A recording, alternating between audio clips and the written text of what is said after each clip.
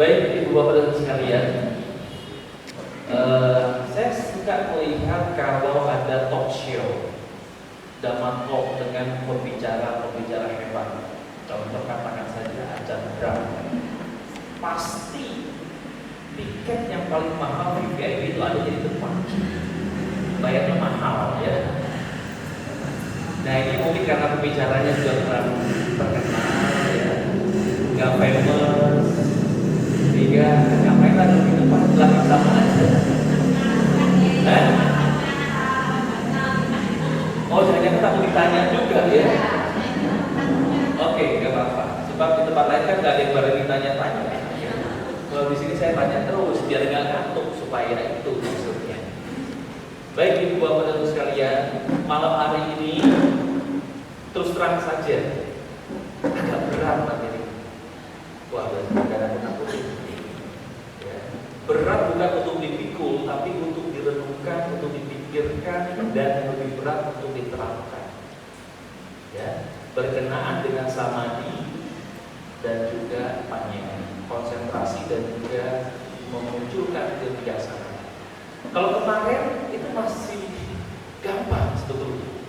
Hari pertama itu sangat gampang. Maka malam ini saya khawatir lebih banyak yang ngantuk mungkin. Karena penjabarannya itu sangat rumit sebetulnya. Dan saya berupaya agar tidak menjadi rumit Ibu Bapak dan sekalian. Baik, sudah siap semua? Siap ya. Jadi kita review kembali apa yang kita pelajari kemarin. Berkenaan ulangan ini. Udah langsung ketawa-tawa ya. Ya, kemarin kita bahas tentang bab sila. Bab sila terdiri dari berapa bagian? Tiga apa saja? Wajah, itu ucapan. Oke, lalu kemudian yang kedua perbuatan, betul. Bahasa palingnya kalau boleh tahu. Kamanta, oke. Lalu yang ketiga fitnah. Apa? Perbuatan tadi sudah nomor 2, nomor 3.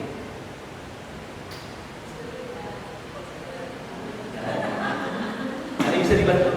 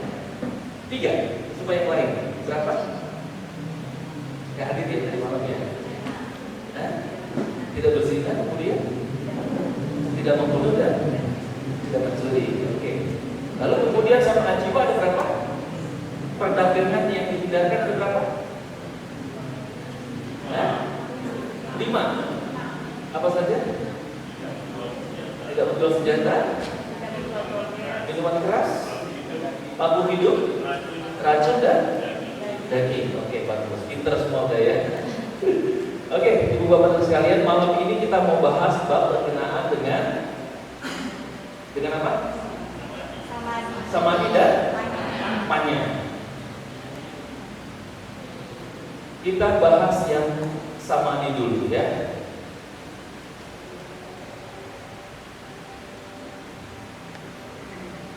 Dari jalan mulia berunsur 8, samadhi terdiri dari berapa bagian yang Bapak Saudara?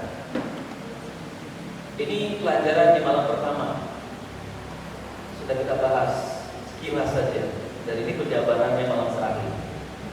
Apa saja? Dari 8 sudah dibahas 3, berarti 5. Apa aja yang termasuk ke dalam samadhi? Apa? Konsentrasi. Pertama, daya upaya kebenaran. Apa bahasa palingnya? Sama. Yang belakang nggak kelihatan kali ya. Lalu kemudian yang kedua, perhatian benar.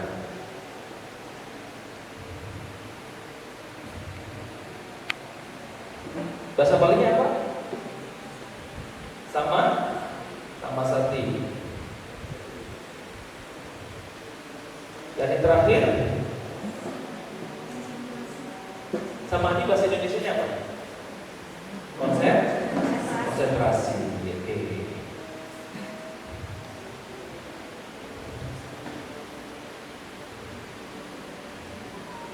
Nah, Ibu Bapak sekalian, 3 ini termasuk ke dalam kelompok samadhi atau konsentrasi. Mengapa kita harus konsentrasi?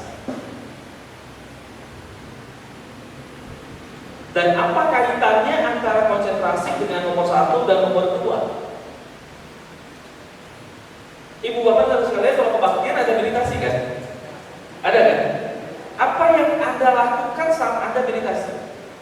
Apa yang Anda kerjakan saat Anda meditasi?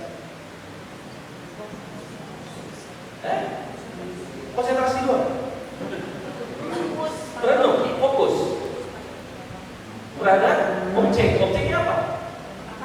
Pernapasan. Buang masuk ke nafas. Cuma itu yang dilakukan. Apakah muncul yang namanya daya upaya? Apakah muncul yang namanya perhatian? Tidak. Nah, ini nanti setelah teori ini tanggal berapa kita praktekkan? Minggu, Senin, Selasa, tanggal 19, 20, 21 itu ada meditasi. Sekarang kita belajar teorinya dulu. Ya, bukan kita ya, tapi Anda. Saya nggak ikutan soalnya. Ya. Baik, yang biasa kita lakukan saat kita puja bakti, meditasi itu hanya formalitas saja. Berapa lama Anda meditasi saat puja bakti? 15 menit, ya. 10 menit paling lama. Kelamaan kan?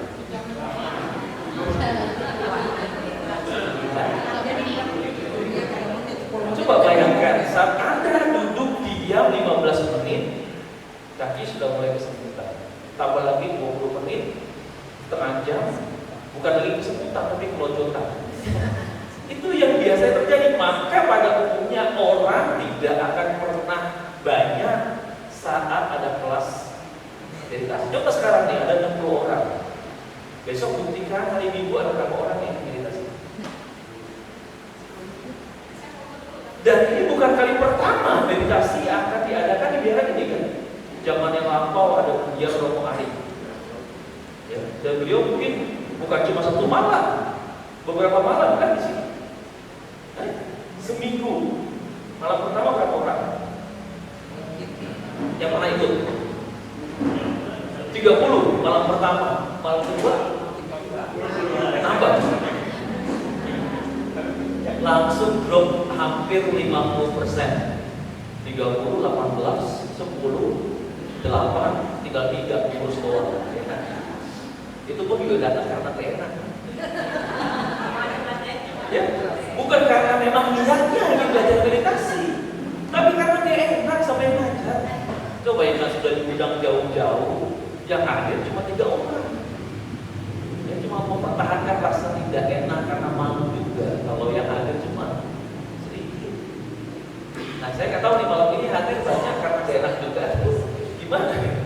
Ya.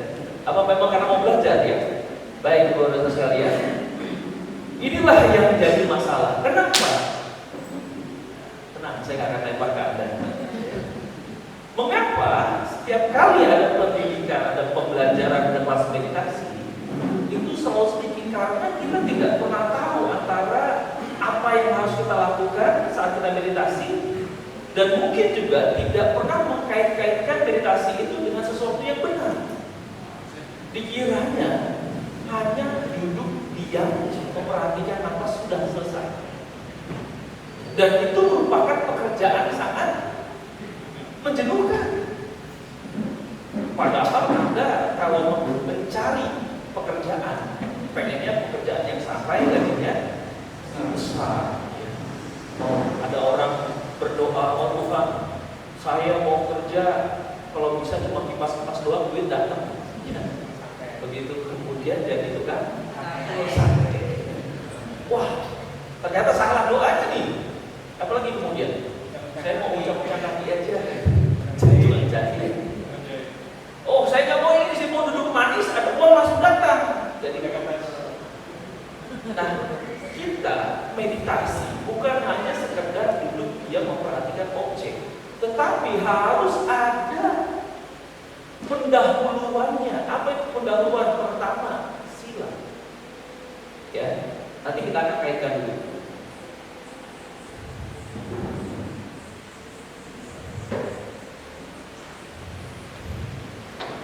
Ya,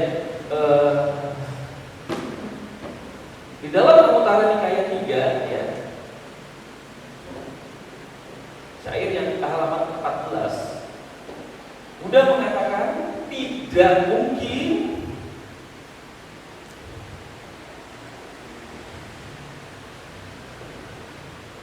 tercapai konsentrasi tanpa ada apa? Sila. Lalu kemudian tidak mungkin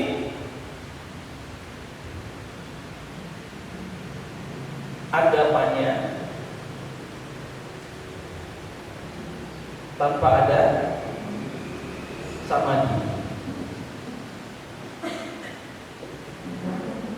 Jadi oleh sebab itu, saudara sekalian, kalau kita meditasinya biar nyaman, biar tenang, dan biar mendapatkan hasil, harus punya latihan moralitas dulu yang baik, supaya saat duduk bermeditasi timbul ketenangan.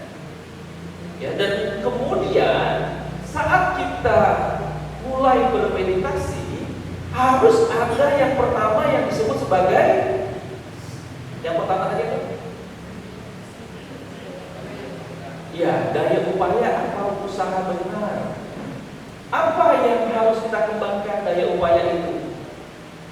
Ya, usaha aja ya, biar gampang ya. Usaha. Usaha apa yang harus dikembangkan? Ada yang tahu? 1, 2, 3, 4. Ada yang tahu? Usaha tentang apa?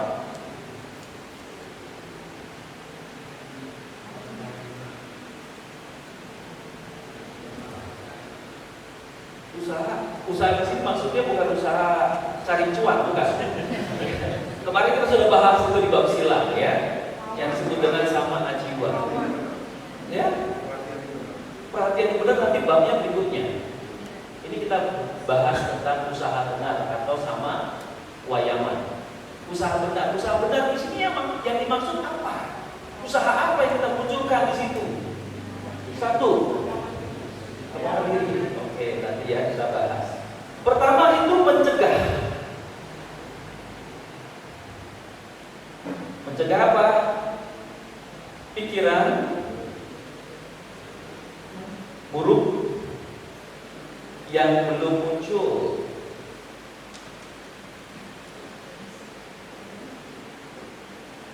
Jadi saat duduk meditasi, kita menghalau ini dulu, mencegah pikiran buruk yang belum muncul. Lalu kemudian yang kedua, apa yang kita lakukan? Melenyapkan pikiran buruk yang telah muncul. Yang 3 dan 4 kebalikannya dari ini. Apa? Nomor 3, memunculkan pikiran baik yang belum muncul, dan kemudian keempat, mengembangkan pikiran baik yang sudah muncul. Ada yang bertanya nggak berkenaan dengan ini? Pikiran buruk seperti apa yang belum muncul? Dengan cara apa kita menghalaunya? Jadi pertanyaan nggak sih? Ya, oke, saya buka buku dulu supaya nggak salah. Sebab ini harus hati-hati buat jangan sampai saya menyampaikannya salah. Sebab kalau saya menyampaikan salah, nanti prakteknya salah juga. Oke, dari upaya benar, yaitu 4 ketekunan usaha yang benar yang dilakukan dengan giat, tadi sampai ngomong penuh dengan semangat. Ya, kuncinya itu penuh dengan semangat, jangan loyo, jangan malas. Pertama, usaha mencegah timbulnya pikiran buruk yang tidak menguntungkan, yang menimbulkan kerinduan dan kekesalan dengan cara menjaga, mengawasi, dan mengendalikan semua indria. Indria kita berapa kemarin? 5. Karena ini ada satu pikiran di sini, jadi 6. Jadi semua indera itu kita awasi. Mengapa harus kita awasi? Sebab indera-indera itu selalu aktif saat kita bermeditasi, kecuali sedang tidur. Hanya indera napas ini yang masih hidup. Coba kalau ada itu, kita wel-wel takut kan? Ya perlu usaha kan? Beberapa kali kan? Indera telinga kita, bahkan ada orang teriak-teriak kebakaran aja nggak kedengeran kan? Badan kita saat gempa bumi kenceng, lagi ngorok-ngorok itu nggak kedengeran, nggak terasa kan? Kenapa? Karena indera kita dalam posisi saking nyamannya, sehingga tertutup semuanya. Hanya penciuman yang tidak mati, tidak istirahat. Hidung kita tetap bersirkulasi keluar masuknya nafas.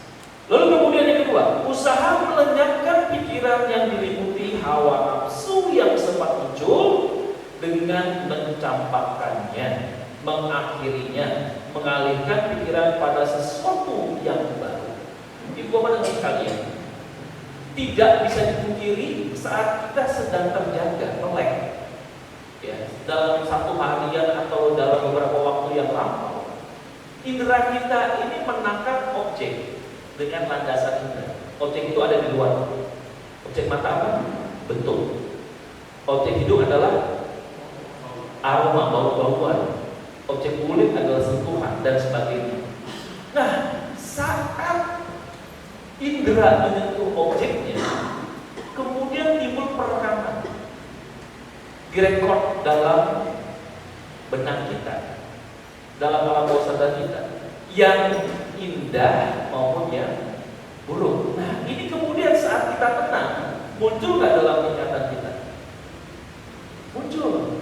Maka begitu dia muncul, kita tidak mudah dalam berkonsentrasi, ya, karena ini akan muncul terus secara otomatis. Nah, makanya itu harus diganti dengan mengalihkan pada sesuatu yang baru. Apa itu sesuatu yang baru? Kalau gitu kita menghayal dong. Nah, sesuatu yang baru di sini yang dimaksud adalah dengan mengembangkan usaha yang lain, nomor 3 dan nomor 4, ya. Usaha membangkitkan atau mengembangkan faktor ketenangan sempurna melalui ketenangan, kelepasan, pengakhiran dengan tujuan mencapai kebebasan. Yang nomor 4, usaha mempertahankan objek konsentrasi yang telah berhasil dicapai. Jadi Ibu Bapak dan Saudara sekalian, usaha itulah yang harus kita munculkan saat kita pertama kali duduk diam dalam bermeditasi. Jadi begitu benak-benak kita muncul pikiran-pikiran di masa yang lalu, timbul kesan yang menyenangkan maupun menyedihkan, kita harus singkirkan. Kita harus alihkan pada perhatian perhatian kita ini kembali kepada perhatian, masuk kepada samasati, memperhatikan seluruhnya agar tidak berkembang menjadi lalai terhadap pengawasan objek. Kalau ngomong gampang, ya. Makanya besok saat kelas meditasi, perhatiannya tolong dimunculkan. Sadari, oh iya, pikiran masa lalu ini muncul. Pernah ingat ngomelin orang, ibu rasa jengkel. Pernah ingat dulu digosipin orang, ya nggak nyaman. Lalu kemudian tadi pagi orang yang saya kenal disapa tiba-tiba melengos. Timbul dalam benak kita perasaan tidak nyaman. Lalu kemudian perasaan tidak nyaman ini membuat konsentrasi kita buyar. Nah, inilah usaha yang harus kita munculkan. Jangan sampai dia muncul berkembang. Ya. Maka kita harus munculkan pikiran-pikiran baik, usaha-usaha yang baik saat kita duduk bermeditasi. Sampai sini ada pertanyaan? Ya, udah mulai berat ya. Nah, udah mulai ngantuk-ngantuk, garuk-garuk, berat nggak gagal tuh ya. Yang kita kenal sebagai sama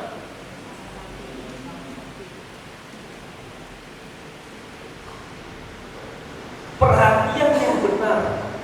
Perhatian yang benar saat kita bermeditasi. Coba saat bermeditasi apa yang Anda perhatikan? Ya, itu sudah benar, itu dalam objeknya meditasi nanti. Ya. Perhatian di sini, Bu Bapak sekalian, ya, berkenaan dengan landasan kesadaran. Apa saja itu? Ya, pertama, badan jasmani.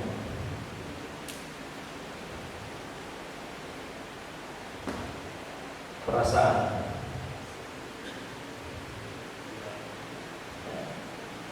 Pikiran. Ya, agak jauh-jauh main dari sini ya. Pikiran. Dan kemudian fenomena dhamma ya.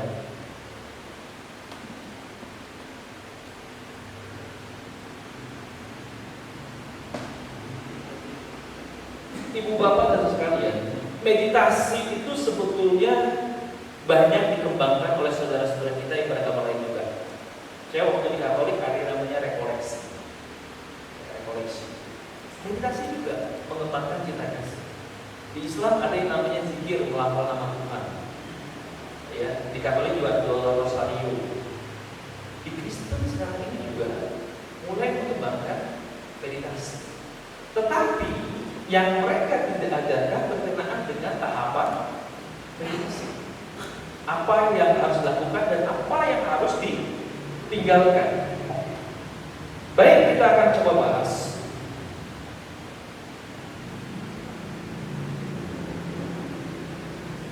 Pengamatan itu dilakukan secara internal, eksternal maupun internal dan eksternal bersama-sama.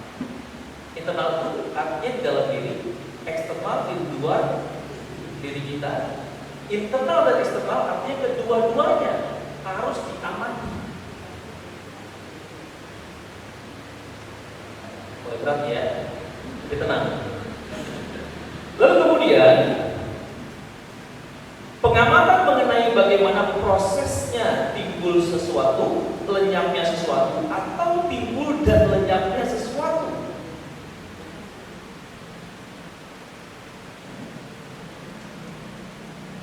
Maksudnya apa? Ibu bapak sekalian, dalam kehidupan kita ini itu selalu muncul yang namanya 3 proses. Muncul, berkembang, dan kemudian lenyap. Nah, 4 jenis ini, badan jasmani, perasaan, pikiran, dan fenomena dhamma, fenomena segala sesuatu ya, yang di luar dari 3 ini, itu selalu demikian prosesnya. Muncul, berkembang, dan lenyap. Oh, gak kelihatan berkenaan dengan pikiran, perasaan, atau fenomena dhamma. Yang kelihatan itu jasmani kita. Lahir, tua, mati. Ya. Pikiran kita tiba-tiba muncul rasa senang. Kenapa? Karena pernah ada memori yang membuat kita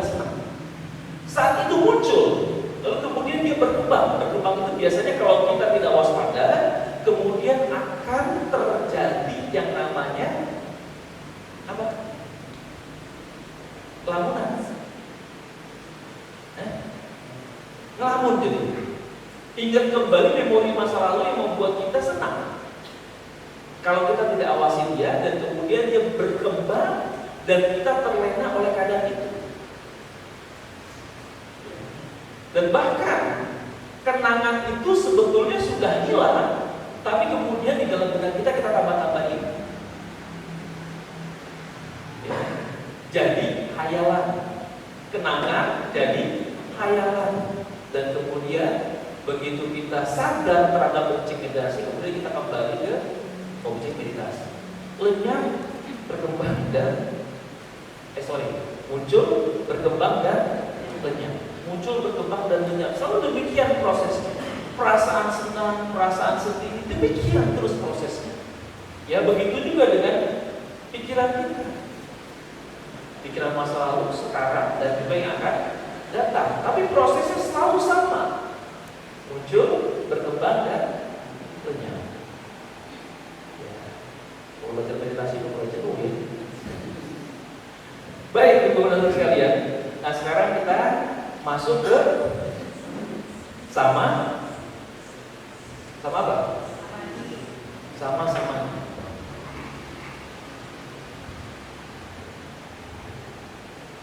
Konsentrasi yang benar. Kalau ibu kepada saudara sekalian, di benak Anda begitu dengar meditasi, apa yang Anda kemudian menjadi pengertian Anda? Duduk, diam, mata terpejam. Apakah cuma itu? Apakah cuma itu posisi meditasi? Lalu apa lagi?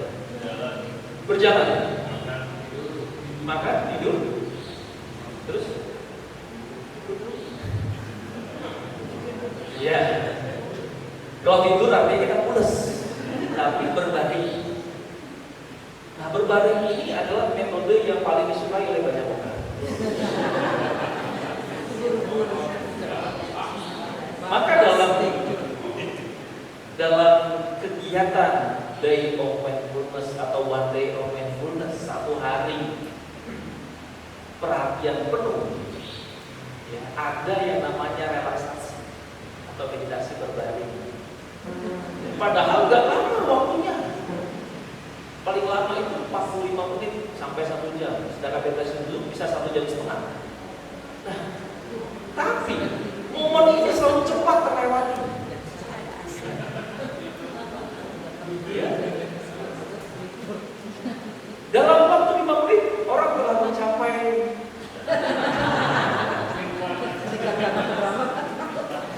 jangan ngorok. Lalu kemudian, ya nanti besok ya sama ikut di panjang besok.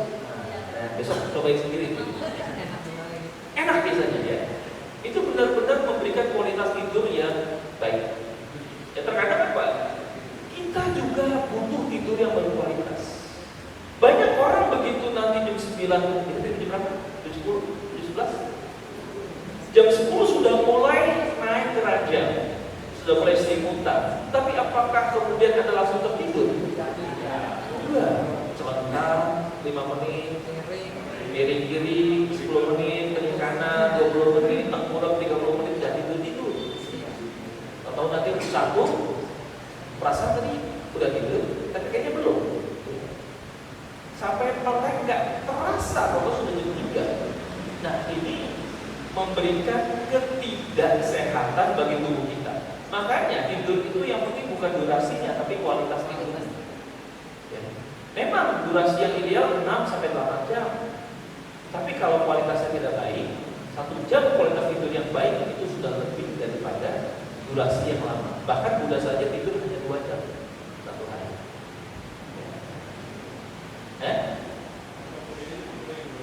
Pak Jokowi tidur 2 jam, tapi suplemennya banyak. Logika suplemennya apa? Tolong lagi sama koin dikasih minyak. Kerokan. Nah, jadi beda ibu dan sekalian. Dan sebab itulah kita harus punya praktek meditasi supaya kita tidak terjerumus ke hal-hal yang salah. Berkenaan dengan meditasi itu terbagi menjadi dua. Apa yang ada ketahui? Samatha dan vipassana.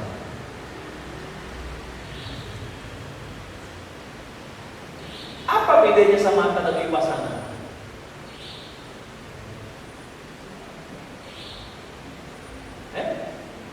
Apa? Objeknya gimana? Apa objeknya? Yang membedakan apa? Samatha mengembangkan konsentrasi, sudah pada satu objek. Kalau vipassana pandangan terang.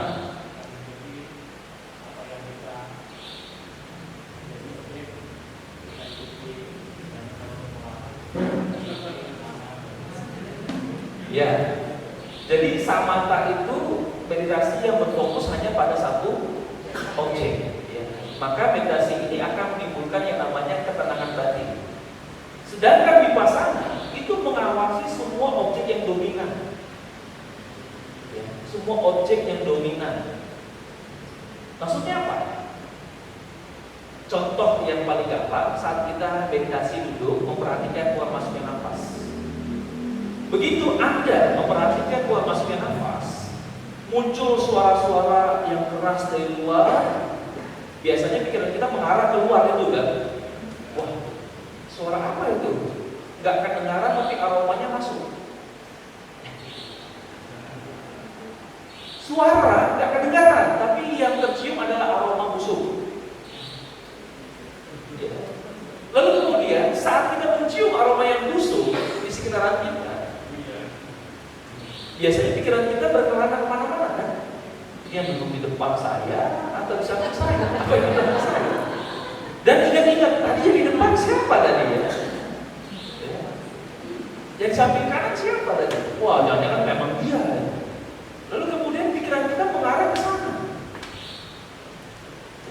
Nah, ini begitu kita sadar bahwasanya pikiran kita sudah lari kemana-mana, kembali lagi ke objek, itu namanya samatha. Ya, meditasi fokus terhadap satu objek. Ya, begitu ada objek dominan di luar, Anda kembali ke pernafasan. Begitu ada pikiran berkelana kemana-mana, Anda kembali ke nafas. Itu namanya samatha.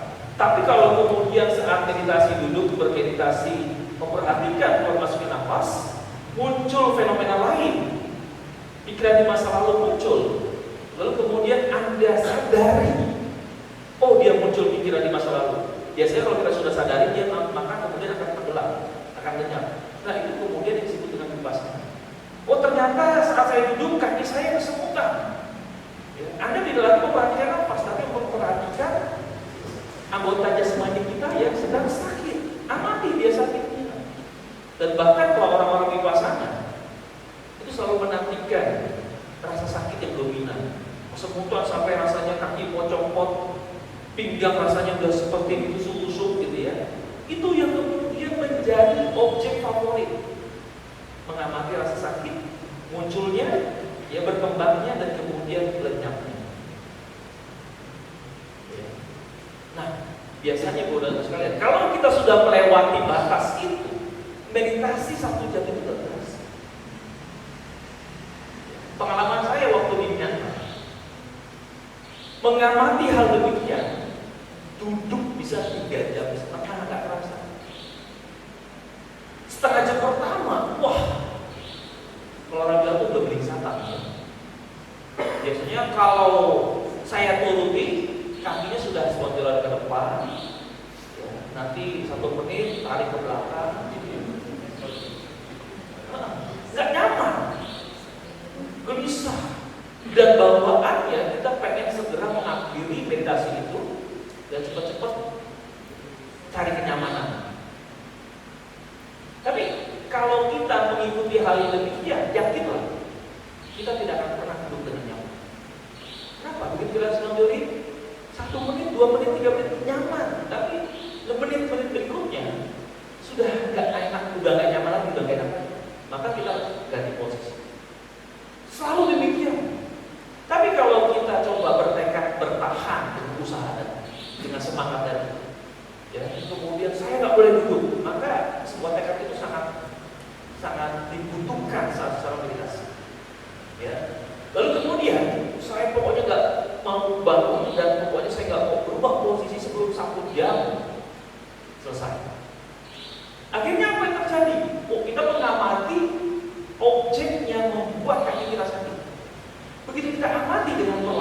dia muncul sangat-sangat keras saat dia berkembang dan lenyapnya kita sadar.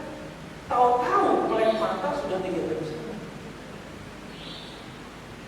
Bahkan besok sama Neri itu dia lebih hebat. 7 jam gak bangun. Coba. Gak rasanya? Nah, caranya besok dipraktekkan. Ya kalau saya ngomong begini seolah-olah berapa mungkin orang bisa bertahan 7 jam. Itulah yang dialami. Saat kita sudah nyaman terhadap sesuatu, katakanlah sesuatu itu fenomena dalam semuanya. Coba bayangkan apa yang membuat Anda nyaman dan membuat Anda betah. Ya. Nonton TV, kalau kemarin bilang nonton TV, 2 jam, 3 jam durasinya mau betah. Bahkan mau kencingnya tahan terus. Ya. Atau ada hal-hal lain yang membuat Anda nyaman dengan kondisi sesuatu. Biasanya waktu itu terasa begitu cepat. Pakai banget ini. Tahu udah 3 malam. Tahu udah 3 malam. Coba waktu Anda sekolah dulu, wah gurunya favorit, enak ajarnya. Kalau tahu sudah istirahat, ya kan? Kayak nunggu lagi lama dia. Seminggu kemudian baru masuk kelas lagi. Tapi kalau guru yang gak favorit, maaf pelajaran yang Anda tidak sukai. Kalau saya tuh gak suka matematika. Wah, kayaknya kalau besok itu guru ngajar, udah malas berangkat. Apalagi saat dia masuk, buka buku, waduh ngantuk banget. 2 jam itu lamanya minta ampun. Begitu kan? Itu kalau kita merasa tidak nyaman. Buktikan aja, udah buktikan pasti ya. Udah ngalamin kan? Nah sekarang coba munculkan meditasi itu sebagai sesuatu yang Anda favoritkan, sesuatu yang Anda sukai. Begitu Anda suka terhadap meditasi, maka akan muncul yang namanya rasa suka. Ya, kalau orang tanpa meditasi itu dengan titik kegiuran. Kalau anak sekarang begitu pulang sekolah buru-buru ambil handphone main game, itu kegiuran. Ya kegiuran terus kemudian membawa yang namanya suka kebahagiaan.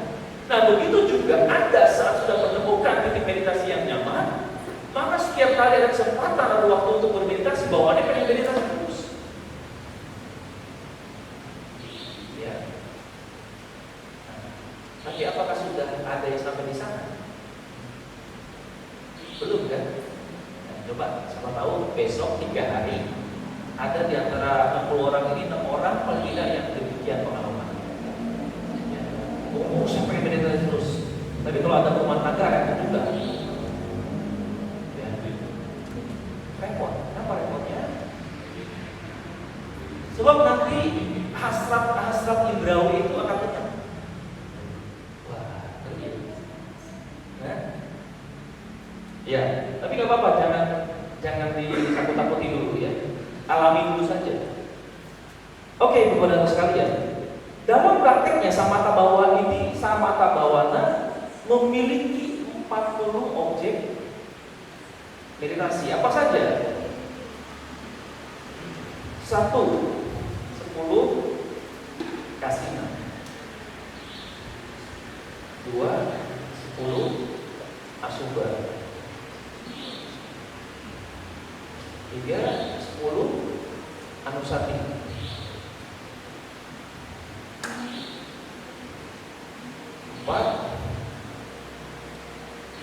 4 anusaya. 5 4 arupa.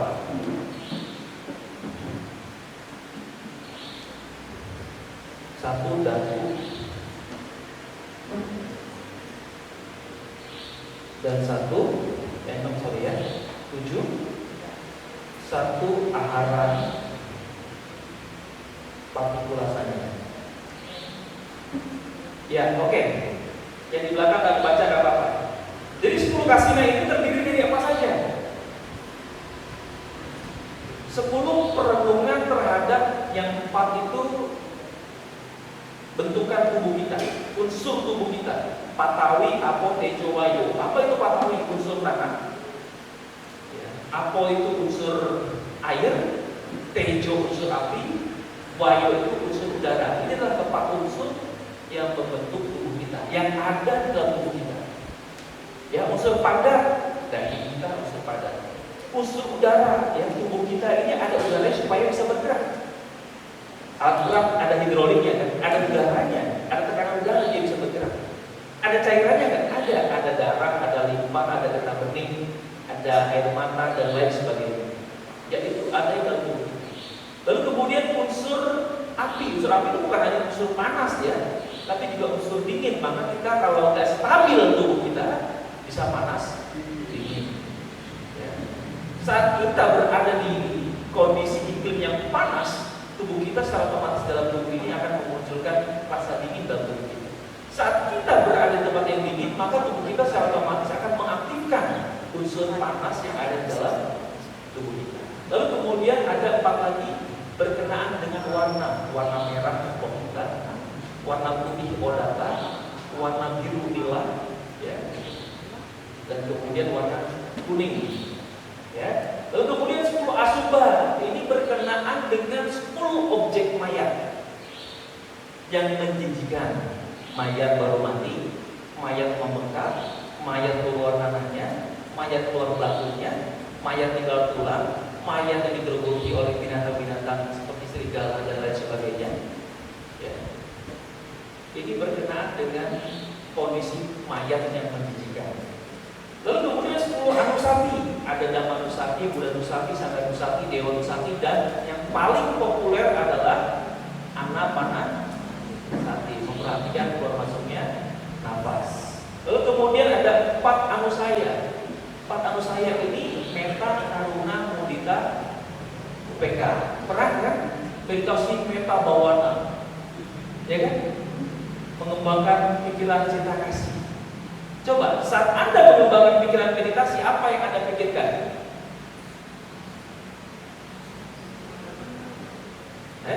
Nano-nano. Ya, yang mama yang mikirin tadi di rumah dapur ya, kompor udah mati belum. Lalu kemudian begitu muncul itu, maka akan muncul yang namanya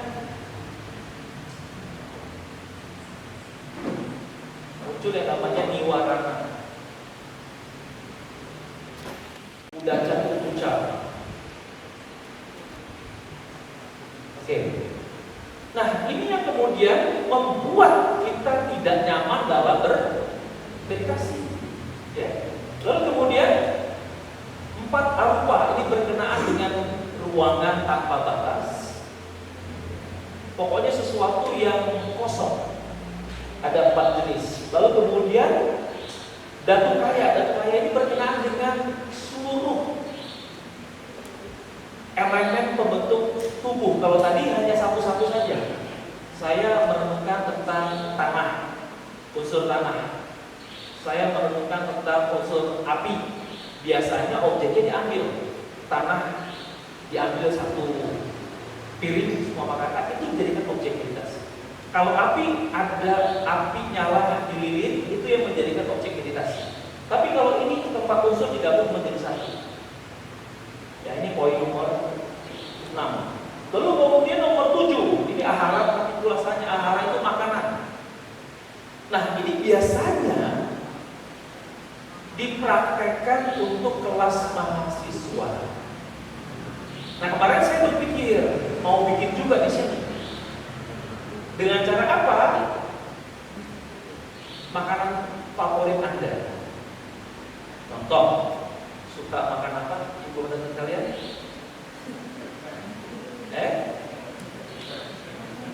Makan nasi.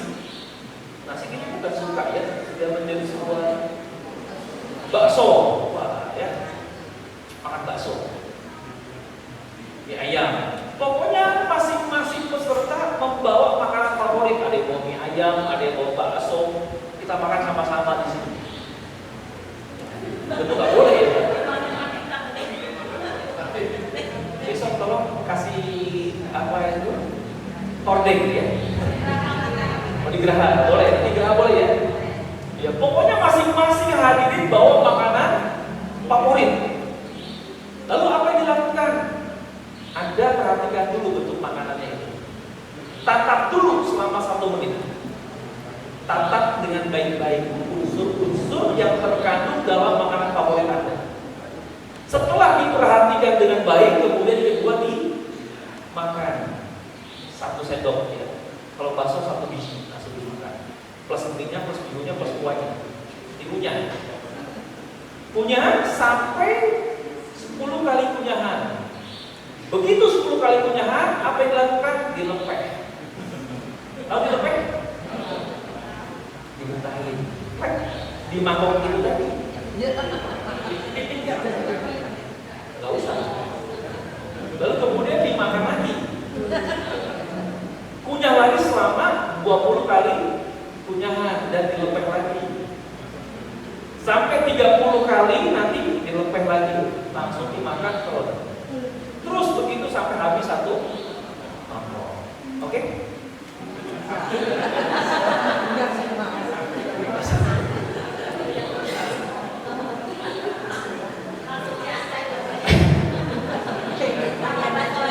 Sama mau makanan apapun, mau ciacai, mau nggak ciacai, prakteknya tetap sama begitu. Ya, ini sebagai pengalaman seumur hidup sekali nggak apa-apa. Ya. Nasi juga nggak apa-apa, makan aja punya terus. Sampai jadi bubur, sampai makan, sampai lembut, sampai lunak. Coba, bukankah itu yang kita telah? Ya kan? Tapi kenapa kalau sudah dilepek, kalau jadinya cicip?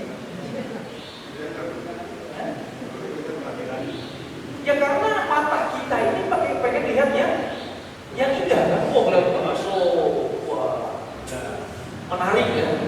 Makanya Anda beli karena menarik, bakso gede-gede gitu ya. Lalu kemudian timbul hasrat, nafsu, keinginan, lidah kita pengen mencicipi. Jadi makan bukan karena mengenyangkan perut, tapi karena lidah kita yang perlu dengan serangan keenakan itu.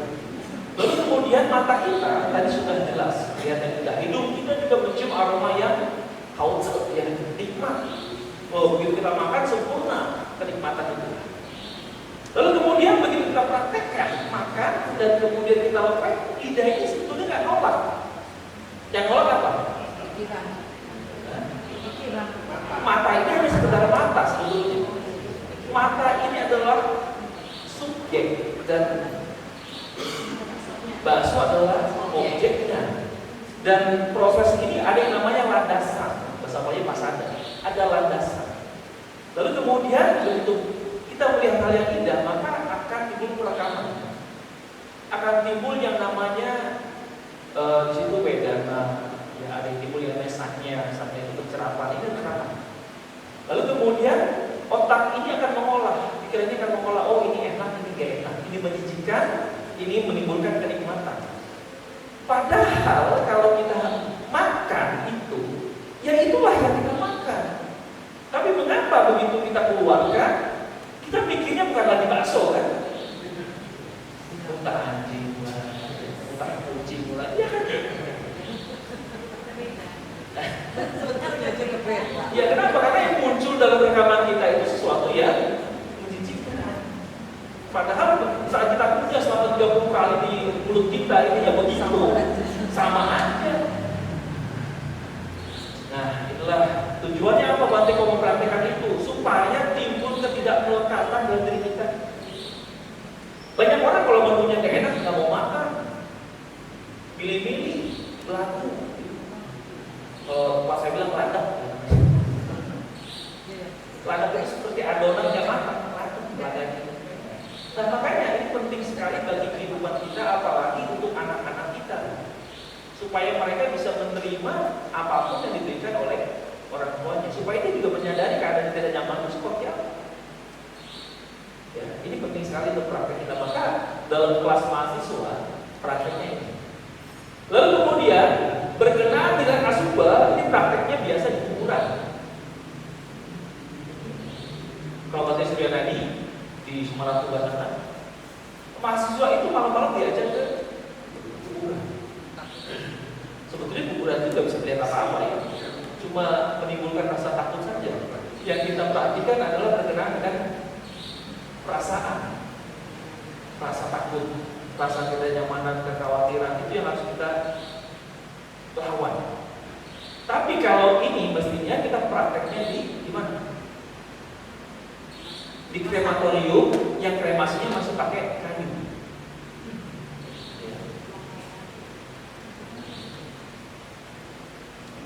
Lalu kemudian juga boleh di kamar jenazah. Nah, kalau di Thailand ada saat praktek membedah mayat, para bibinya muncul, diajak untuk latihan. Nah, ini ada sebuah cerita dalam kehidupan Buddha. Seorang apa ya? 19 tahun 19. 19 tahun 19. PSK tahu? PSK itu 21. Nah, kalau 19 ini yang kelas tinggi. Enggak, kalau yang PSK itu eceran. Nah, ini yang tingkat tinggi, Mas. High class. Bukan kelas ratusan ribu, tapi puluhan juta. Bernama Sirima. Sirima ini langganannya para pejabat, raja, menteri-menteri dan sebagainya. Cantiknya luar biasa. Sehingga suatu ketika ada seorang biku yang sedang berpindah patah lewat rumahnya Sirima. Nah, saat itu kebetulan Sirima juga ingin berdana.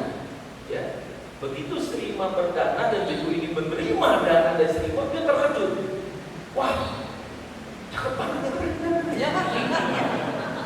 Ini benar nih di sana. Ya. Lalu kemudian dia pulang ke wihara, mau makan aja yang dibayangkan tuh wajah ayunya Sirima. Wah, seandainya dia jadi pacar saya, seandainya jadi istri saya, wah, pasti saya bahagia. Oh, pikirannya selalu itu terus yang muncul. Sehingga timbul kerinduan, sehingga timbul rasa kemelekatan yang membuat perhatian dia semakin hari semakin merosot. Ya, akhirnya cinta. Hari kedua dia pindah patah lagi ke Mas Rima. Ya, dia nggak ada. Hari ketiga nggak ada. Sampai terdengar kabar Sirima sakit dan meninggal. Wah, begitu dapat kabar meninggal, coba gimana rasanya? Sedih. Waduh, sayang sekali dia meninggal juga. Sayang sekali dia belum menjadi diri saya dan meninggal duluan. Akhirnya dengan kemelekatannya dia ini membuat dia tidak bisa menjadi biku seutuhnya. Lalu kemudian saat Sirima ini akan dikremasi, Buddha menyampaikan satu permohonan kepada petugas kremasi agar Sirima ini jangan dikremasi dulu, dibiarkan dulu. Lalu kemudian Buddha bertanya kepada para handai tawalu yang pernah memakai jasa dia dan yang belum pernah sempat pakai, tapi punya keinginan juga. Ini mohon maaf agak cerita dewasa ya. Lalu kemudian Buddha bertanya, siapa yang dulu menginginkan Sirima? Oh, semua angkat tangan. Dan kemudian siapa sekarang yang mau dengan Sirima?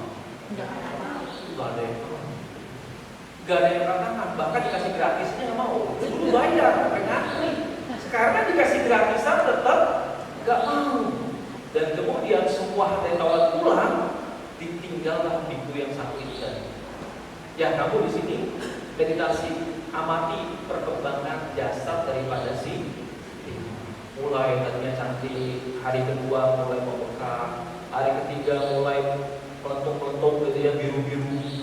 Lalu kemudian hari kelima mulai pecah, menimbulkan aroma yang tidak sedap. Kemudian binatang-binatang seperti serigala mulai bermunculan. Begitu serigala mulai memakan daging di luar, yang di dalam muncul ulat-ulat batu-batu, aroma tidak sedap bertebaran kemana-mana, sehingga membuat dia menjadi sadar akan ketidakkekalan dari tubuh jasmani. Nah, sudah berapa banyak di antara kita yang mengagumi jasmani seseorang, termasuk jasmani diri kita sendiri ya? Wah, kalau tiap lihat ngaca, wah masih cakep. Lalu kemudian ada seseorang yang kita idam-idamkan, berhayal suatu ketika dia menjadi diri saya, dan terus sebagainya. Nah, itulah yang terjadi. Oleh karenanya perenungan terhadap asubah itu penting Nah, ibu dan saudara sekalian, meditasi ini sebetulnya harus disesuaikan dengan watak kita, watak seseorang. Dan watak seseorang itu tidak ada yang sama. Dan bahkan sudah mengelompokkan ada 6 watak. Supaya meditasi kita ini berhasil, sesuaikan dengan watak kita. Tadi saya sudah ada kata kuncinya 6.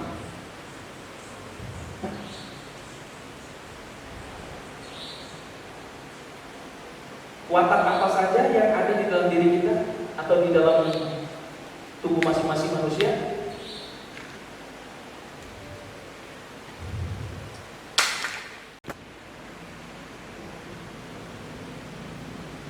Lalu? Dendam. Ini saya tulis dulu ya, betul-betul ya.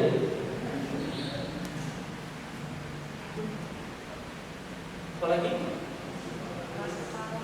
Keras kepala.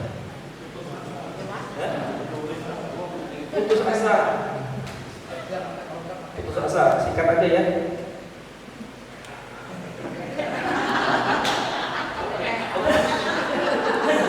Putus asa.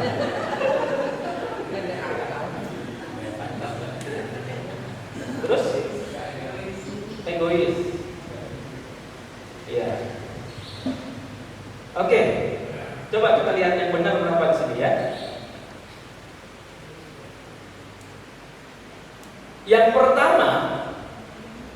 pertama, ini menurut Visuddhimagga ya, ada 6 golongan watak. 1 yang tidak ada di sini, watak yang penuh nafsu,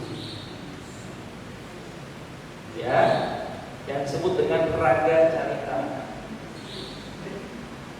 Kita hapus dulu ya. Jadi bingung ya. Ini papan dosanya agak kecilan.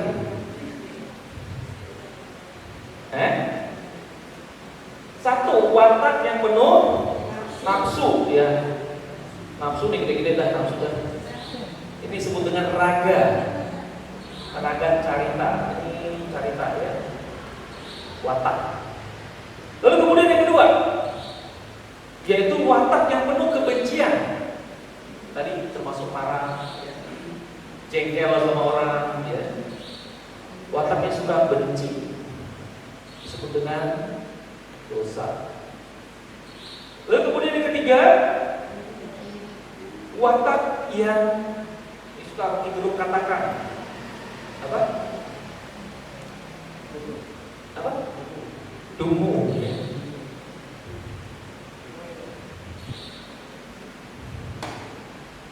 Lalu kemudian watak yang keempat, watak yang mudah percaya. Ya, gampangan orang yang percaya gitu ya. Ada nggak di sini? Pokoknya kalau saya ngomong percaya aja deh. Mudah percaya.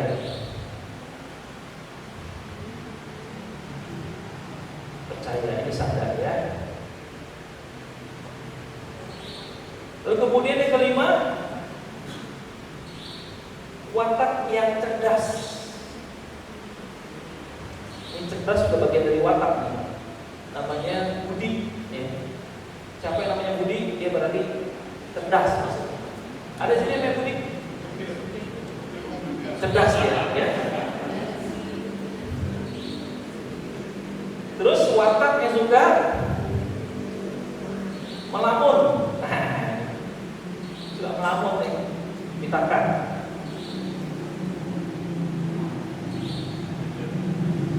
Ya, jadi kalau Ibu Bapak dan Saudara sekalian ingin berhasil dari meditasi, utamanya meditasi berkenaan dengan samatha bhawana, harus sadari dulu watak Anda yang mana, supaya jelas objek meditasi yang akan diambil itu apa. Kalau saya tanya di sini, kira-kira untuk nomor 1 cocoknya objek apa? Ya. Lalu kemudian kalau wataknya suka membenci, suka jengkelan sama orang, suka dendaman sama orang, kira-kira objek apa yang paling pas?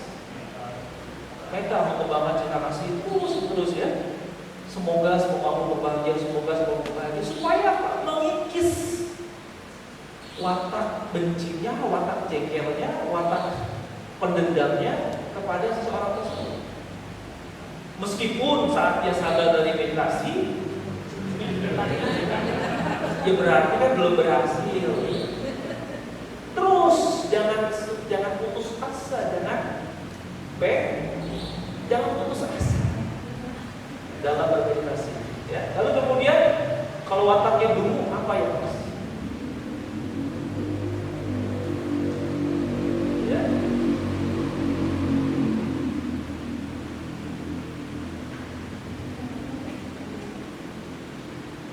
Oke, saya bacakan dulu.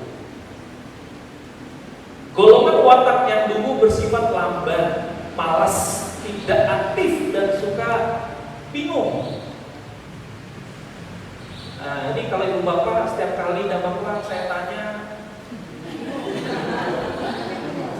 iya, sekarang bingung, kan kelihatannya pinter gitu ya. Penangkalnya adalah dengan mempraktekkan meditasi lingkungan yang luas, terbuka dan terang, pakaian dari bahan yang halus, peralatan berukuran besar, dan makanan yang mengundang selera. Subjek meditasi yang sesuai adalah perenungan terhadap pernapasan. Sikap latihan yang lebih banyak dilakukan adalah berdiri dan berjalan. Jadi kalau ibu bapak punya watak yang seperti ini, baiknya meditasi dengan posisi berdiri dan berjalan. Seperti apa berdiri?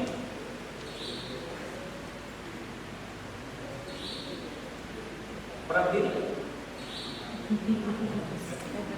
Ya berdiri aja, berdiri, lengannya boleh sejajar, diluruskan atau dihadapkan ke depan atau seperti orang menggendong ke belakang.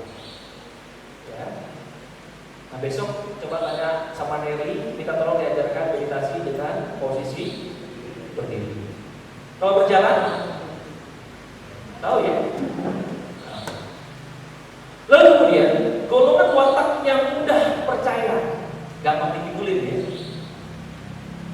bersifat rendah hati, jujur, senang menemui orang-orang suci. Ini wataknya. Para yang percaya, senang dia ketemu sahabatnya, suka ngobrol. Jadi bantainya ngomong apa, tak berani bantah, gitu ya. Tak berani berdebat. Gitu. Pokoknya apa yang diomongin dia percaya. Gitu. Untuk latihan mereka memerlukan lingkungan yang asri yang mendorong berkembangnya kemampuan berpikir, pakaian dari bahan yang halus, peralatan berkualitas, makanan yang mengundang selera. Subjek meditasi yang sesuai adalah perenungan sifat mulia dari Buddha, Dhamma Sangha, Dewata, Sila, dan juga Caga, kemurahan hati. Sikap latihan lebih banyak berdiri dan juga berjalan. Coba ada renungan kembali, saya ini masuk dalam golongan watak yang mana?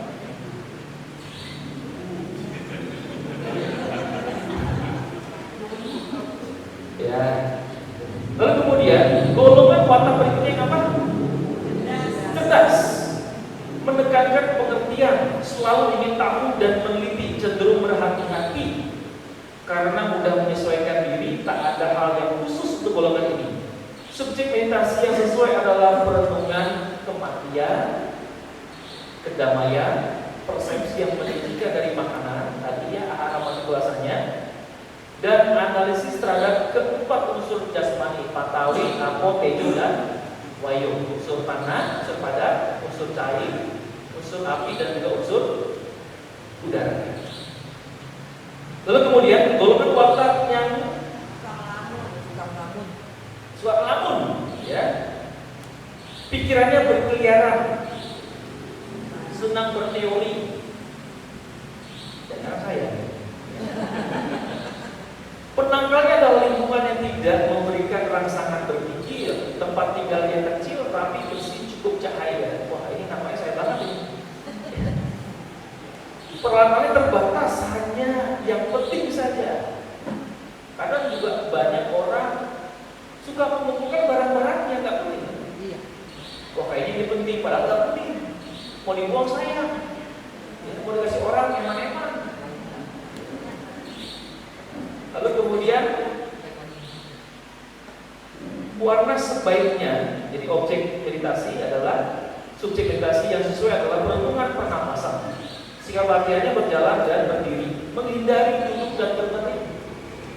Jadi kalau orang dengan watak yang mudah ngelamun, jangan duduk, nanti malah ngelamun dia, malah menghayal. Kenapa? Karena sangat sesuai dengan lamunan dia, apalagi berbaring.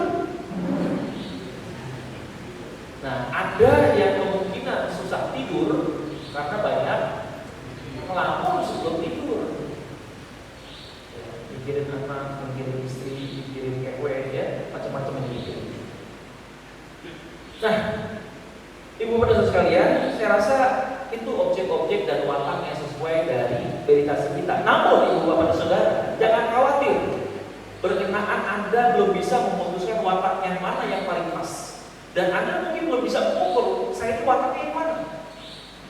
Yang penuh nafsu, yang suka membenci, yang suka marah, ya, yang pintar, yang mudah percaya, ya, yang bodoh, yang lumpuh, atau yang suka melamun, ya, atau yang suka melamun. Jadi kalau kita belum bisa menentukan kita watak yang mana, ada satu objek meditasi yang sebetulnya netral. Apa itu? Yaitu anapanasati, memperhatikan keluar masuknya nafas. Bagaimana prakteknya? Nanti Anda praktekkan di hari Minggu, oke? Gak usah sekarang ya, sekarang teori dulu aja. Lalu kemudian ibu bapak dan saudara sekalian, ini adalah jalan kita untuk menyempurnakan yang namanya sama. Harus ada perhatian dan juga harus ada usaha. Usaha yang benar dan juga perhatian yang benar. Usaha terhadap apa?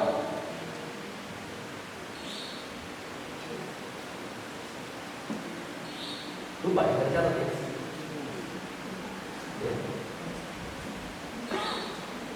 Mencegah pikiran buruk yang belum muncul, menghilangkan pikiran buruk yang sudah muncul, memunculkan pikiran baik yang belum muncul, dan mengembangkan pikiran baik yang sudah muncul. Perhatian terhadap apa? Jasmani, perasaan, pikiran, dan fenomena. Oke, dan ini adalah objek-objek meditasinya. Nah, kita kembali ke ayat tadi, ayat Al-Mutahara Nikah ayat 3, halaman berapa tadi? 14. Tidak ada samadhi kalau tidak ada sila. Tidak ada panya tanpa ada samadhi. Nah, sekarang kita masuk bab panya. Bab panya ya. Apa isinya dari bab panya ini? Isinya, bukan artinya. Isinya apa?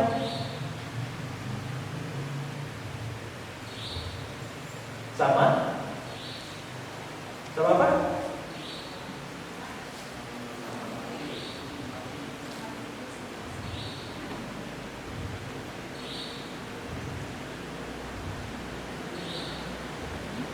Nah, seseorang yang disebut bijaksana kalau dia sudah selesai terhadap meditasinya, maka meditasi itu akan memunculkan secara otomatis yang namanya kebijaksanaan. Dan dia akan memunculkan yang pertama adalah pandangan terang dan pikiran yang benar. Jadi kalau tadi perhatian benar berkenaan dengan pikiran, daya upaya benar berkenaan dengan usaha pikiran yang baik dan yang buruk. Nah, kalau ini yang seperti apa? Pikiran terhadap apa? Dan kemudian samadhi, pandangan terhadap apa? Pandangan yang benar terhadap apa? Ya, kita bahas dulu yang berkenaan dengan samadhi.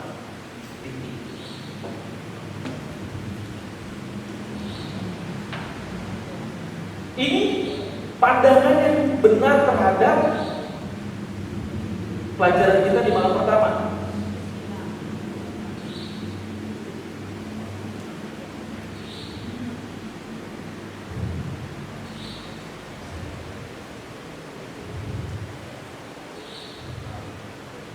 Ya, duka, sebab duka, lenyapnya duka dan jalan menuju lenyapnya duka. Nah, ini termasuk juga bagaimana kita menafsirkan berkenaan dengan pertanyaan Romo Ahai kemarin.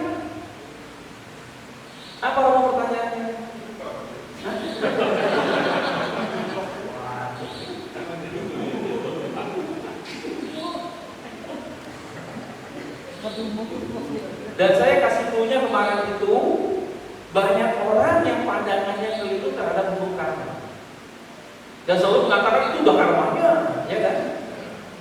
Orang sakit udah karmanya, orang jatuh miskin udah karmanya, orang jelek udah karmanya. Tapi kalau kita bilang orang cantik udah karmanya, pernah nggak? Oh dia dapat suatu dia udah karmanya, nggak ada.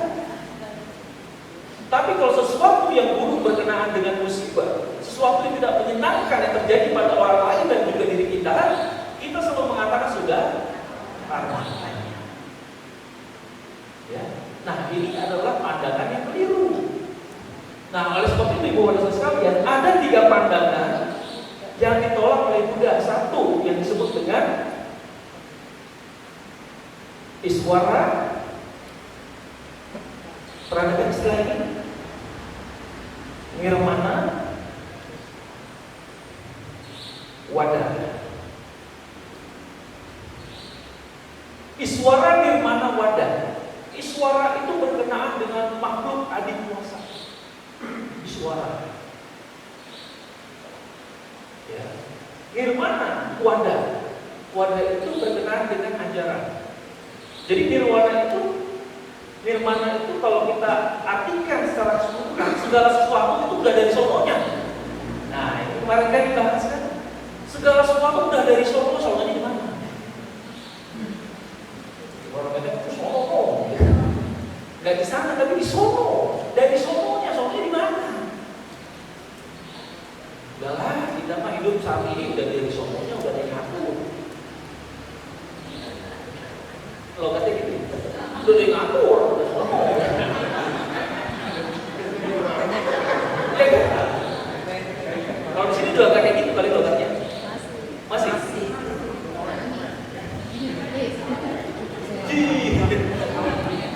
Buset dah.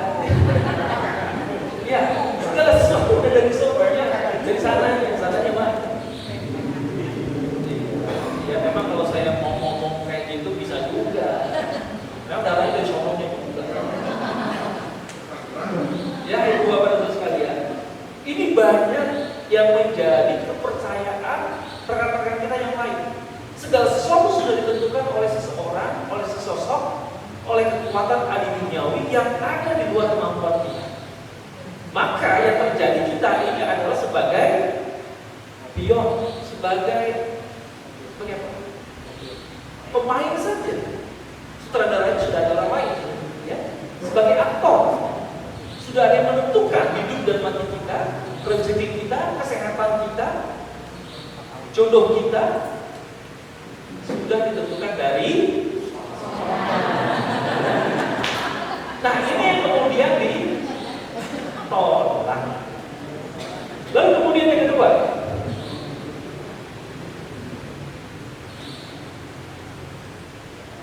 mungkin jarang-jarang didengar, tapi saya rasa pernah mendengar juga, yang disebut dengan ahetuka.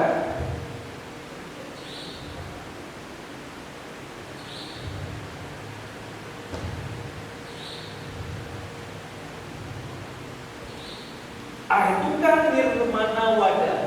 Hetu itu sebab. Jadi ahetuka berarti tanpa sebab.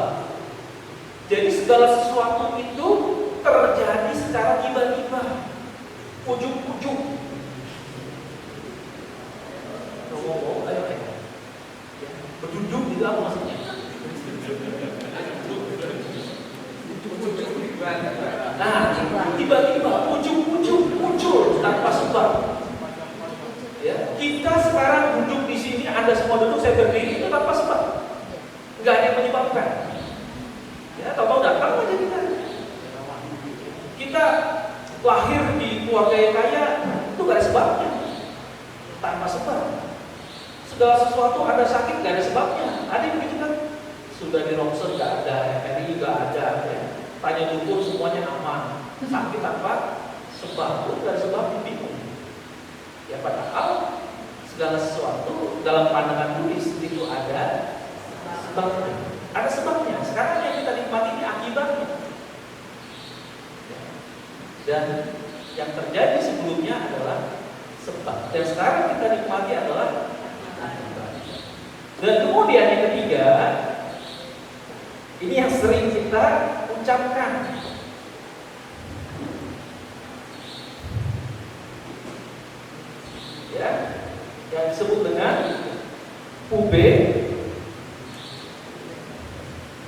kamar, nirmana, wadah. Ube itu artinya yang lampau, karma. Jadi segala sesuatu itu adalah tentang karma yang lampau. Dan sekarang seringkali kita ucapkan sebagai segala sesuatu itu sudah karmanya. Ya, sudah karmanya. Ini juga salah. Undang-undang kita umat Buddha bilang karmanya, orang lain nasibnya, takdirnya, rezekinya, dari sokonya. Nah kita ini kemudian sebagai umat Buddha kita bilang, oh segala sesuatu itu sudah karmanya. Mentang-mentang agama Buddha mengajarkan tentang hukum karma, lalu kemudian kita bilang segala sesuatu itu sudah karmanya. Masuk karma itu adalah karma di masa lampau. Apakah demikian? Apa jangan-jangan kita masih memegang pandangan ini? Ya atau tidak? Ya. Lalu kemudian yang benar seperti apa?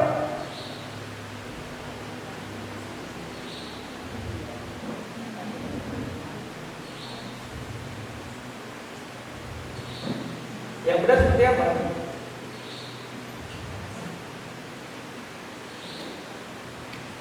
Ya, yang lampau dan pacu panah itu sekarang. Yang lampau dan yang sekarang itulah yang terjadi pada kehidupan kita. Oke kita sekarang ini yang lampau berkaitan juga dengan yang sekarang. Kehidupan yang lalu plus kehidupan kita yang sekarang. Dan yang lalu plus sekarang ini menentukan yang akan datang. Ya. Jadi ibu bapak sekalian, ini adalah pandangan kita sebagai manusia. Yang lampau sudah tidak bisa dibatalkan. Betul? Yang kemarin nggak bisa dibatalkan kan? Sudah jadi pengalaman, sudah jadi kenangan. Yang sekarang ini kita lagi proses. Dan sekarang ini kemudian kita lakukan untuk rencana besok kan? Nah itulah yang menjadi pandangan kita. Nah ini bagian juga daripada sama memiliki pandangan yang benar. Lalu kemudian kita masuk ke bab 9.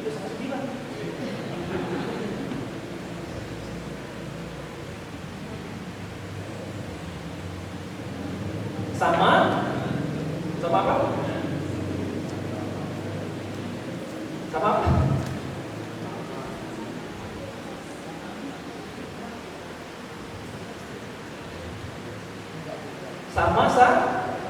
Sama sakapa. Oke, kita buka dulu pengertiannya di sini.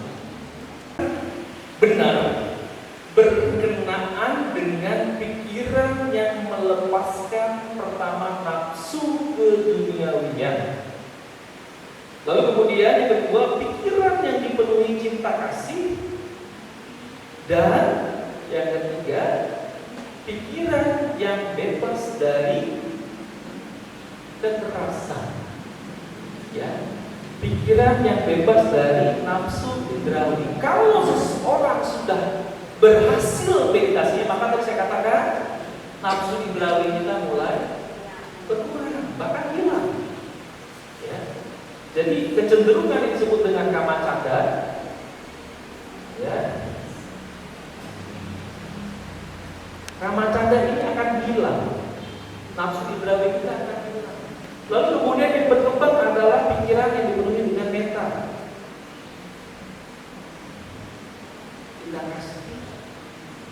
Jadi kalau seseorang yang telah berhasil meditasinya, maka orang bijaksana ciri-cirinya adalah dia gak nafsuan gitu ya. Dikasih makan yang gak enak menurut kita juga biasa aja. Ya lihat yang lawan jenis yang rupawan juga biasa aja. Melihat orang lain menderita, dia peduli, dia penuh cinta kasih.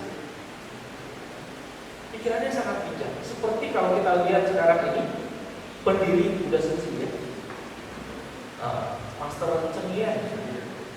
Bayangkan, seorang bikuni yang mungkin dari penampilan biasa saja, kurus, tua, tapi di bawahnya luar biasa. pikiran penuh cinta kasih. Ya, ngomongnya selalu penuh kelembutan. Coba pernah dengerin ceramahnya kan? Nggak pernah? Belum? Nanti buka ITV ya.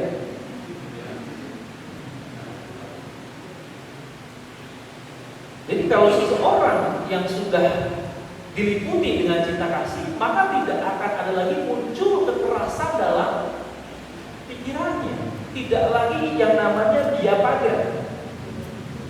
Ya. Ini kalau Pancasila salah satunya ada ya.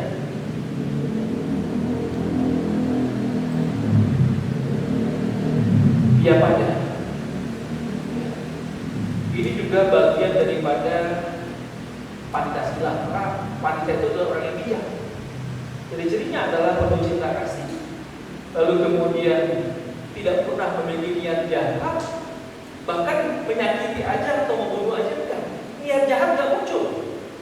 Sebab menyakiti dan membunuh itu produk dari pikiran jahat. Begitu pikiran jahat enggak muncul karena adanya mental, maka tidak akan lagi yang namanya orang takut di sisi dia.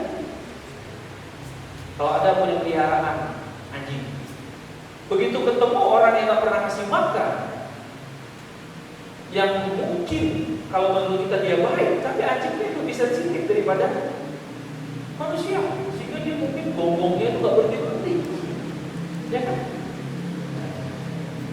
Tapi kalau yang punya anjing coba tes aja, ya. Nah, ibu bapak sekalian, itulah yang dimaksud dengan pikiran yang benar. Pikiran yang benar, pandangan yang benar merupakan produk daripada samadhi yang benar. Samadhi yang benar merupakan produk dari sila yang benar. Jadi inilah 3 bab yang sebetulnya menjadi satu kesatuan. Ya, Tritunggal. 3 menjadi satu, tapi bukan sebagai objek sesuatu yang melindungi kita, bukan. Tapi kalau kita munculkan ini akan menjadi pelindung kehidupan kita.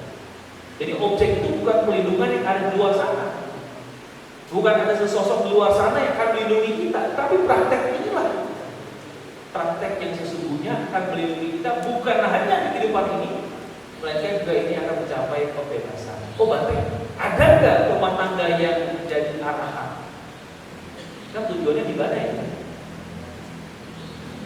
Ada nggak? Hah? Ada. Siapa? Hah? Ya, sekarang memang sulit. Biku juga sangat sulit untuk mencapai tingkat kesucian akhir ini. Tapi tidak menutup kemungkinan kita bisa mengakhiri yang namanya buka. Apalagi kalau Anda masih punya mata pencaharian tadi untuk memurnikan sila. Mata pencaharian kan agak susah kan? Maka kalau kita jadi biku ini bisa dihindari. Tapi kalau sebagai rumah tangga, dari yang pertama saja tentang sila, mungkin masih banyak syarat dan ketentuannya. Nah, maka tidak mudah bagi rumah tangga untuk mencapai tingkatan kesucian. Maka kalau kita hanya menjalankan praktek dana saja, yang paling mudah, dana saja dari 10 jenis kekuatan batin, yang paling pertama adalah dana, yaitu charity, ya, keikhlasan, ketulusan dalam memberi. Dengan praktek itu saja telah mengkondisikan kita untuk terlahir kembali di kehidupan yang akan datang. Ini merupakan sebab daripada orang yang tidak pernah kekurangan materi. Oh, materi, saya nggak percaya deh. Kehidupan yang akan datang belum tentu saya jadi manusia.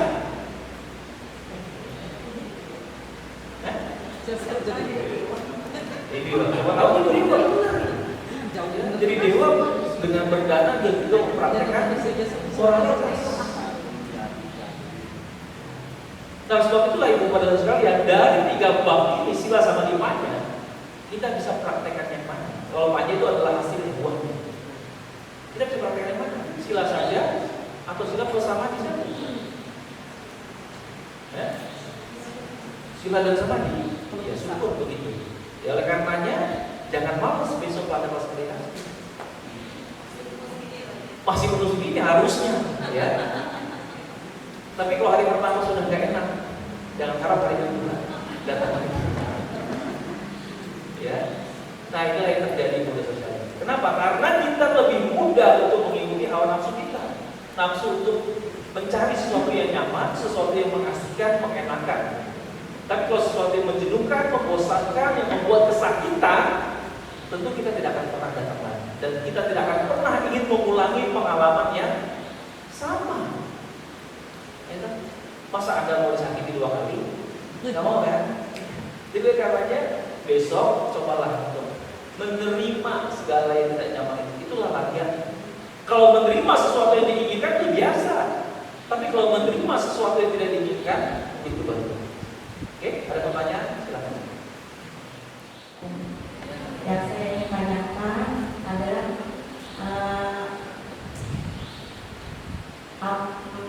mana dulu baca yang perlu dipraktekkan dalam kehidupan sehari-hari, sila, samadhi, atau pancana, ataukah ketiganya bersamaan? Kita tidak tahu. Terima kasih. Iya, oke, saya sebetulnya nggak mau jawab ini.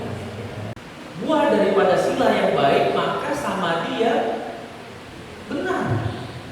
Nah, begitu kita memurnikan sila kita, tidak melakukan pelanggaran apapun, maka kita akan bisa duduk dengan nyaman dan tenang.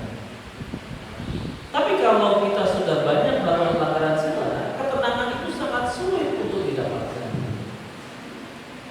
Ya, maka penting sekali kita untuk memurnikan sila. Dan biasanya setiap kali praktek meditasi selalu dilangsungkan yang namanya pengambilan sila dulu. Supaya apa? Supaya Anda dimurnikan kembali moralitasnya. Jadi nggak berpikir yang lampau-lampau. Oke, yang lampau, yang kemarin kita mungkin melakukan pelanggaran sila. Tapi saat kita mau meditasi, kita ngambil sila dulu, seolah-olah sila yang lampau itu pelanggaran di waktu yang lampau, kita tidak pikirkan lagi. Kita murni saat itu.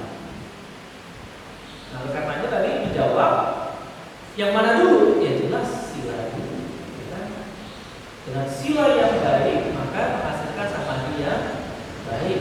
Dengan samadhi yang sempurna, maka akan dihasilkan yang namanya kebijaksanaan.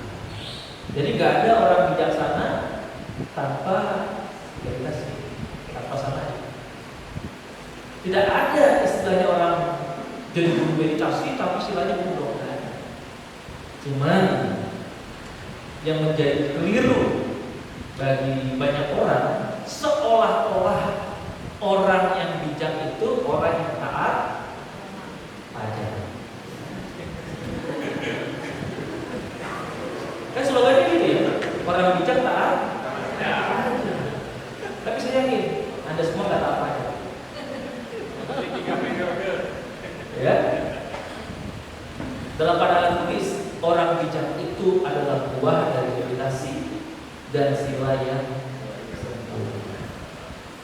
Oke, yang lain silakan. Meskipun gimana ya, soal watak tadi itu kita nggak usah pusingin lah ya.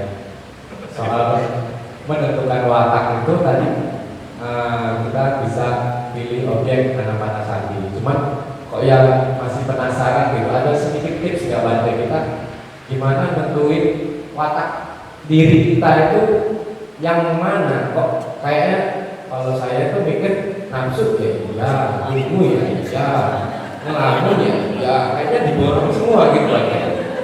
Oh. Ya, jadi gimana kita ada bisa dapat tips, kita bisa nentuin watak kita itu yang apa gitu Bante. Baik, oke. Ini aja ya, sampai 6 aja watak itu. Jadi ada satu watak tambahan yaitu kombinasi. Ya. Nafsu iya, bodoh iya, pemarah juga iya, gitu ya. Kemudian juga mudah percaya iya, banyak melamun juga iya. Kan kombinasi ini. Ya, sehingga kita bingung menentukan watak kita yang mana. Tapi sebetulnya watak itu yang mengetahui adalah paling mengetahui adalah diri kita sendiri, dan orang lain hanya menilai dari luar saja. Contoh, kalau saya melihat siapa namanya Anwar sering ngelamun, oh dia ini wataknya memang suka ngelamun. Kalau bodohnya lebih kuat. Oh dia ini suka ngobrolin cewek-cewek cantik nih kan. Setiap kali ketemu yang diobrolin, oh dia cantik, oh dia begini begitu sebagainya. Oh watak nafsunya lebih kuat. Atau oh dia suka ngobrolin makanan enak terus, itu juga nafsunya kuat. Ya. Oh dia nih cerita, oh orang si A cerita ini, oh bagus. Nanti ketemu lagi guru si B cerita, oh bagus, dia berarti wataknya watak yang mudah percaya. Nah itu bisa ditentukan juga dari pasangan. Waduh, tanya Cici dulu. Itu untuk eksternal saja, tambahan supaya meyakinkan kita berada di wataknya mana. Tapi itu tadi kepada sekalian tipsnya bagi kita yang belum mengetahui watak kita yang mana, yang netral adalah anak-anak saja. Semua boleh nyambung, semua boleh bisa pakai anak-anak saja. Kalau dirasa oh saya nggak nyaman nih duduk, lebih gampang ngelamunnya berdiri.